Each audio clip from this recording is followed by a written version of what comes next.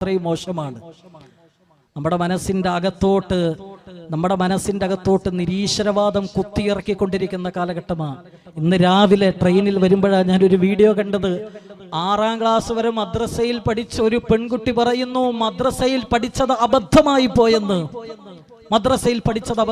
പോയെന്ന്. ഞാൻ ആ പെങ്ങളോട് ചോദിക്കുകയാണ്, മോളെ എന്താ നിനക്ക് അബദ്ധമായി പോയത്? നിന്റെ മാതാപിതാക്കളെ ബഹുമാനിക്കണമെന്ന് ഉസ്താദന്മാര് പറഞ്ഞു തന്നതാണോ അബദ്ധം? അയൽവാസികളോട് കരുണ കാണിക്കണമെന്ന് പഠിപ്പിച്ചു തന്നതാണോ അബദ്ധം? മാറുമറച്ച് ശരീരം മറച്ച് നല്ലതുപോലെ വസ്ത്രം ധരിച്ച് സമൂഹത്തിന്റെ മുന്നിൽ മോശക്കാരിയാകാതെ നടക്കണം എന്ന് പഠിപ്പിച്ചു തന്നതാണോ അബദ്ധം? അങ്ങനെ പഠിപ്പിച്ചു തന്നതാണോ അബദ്ധം?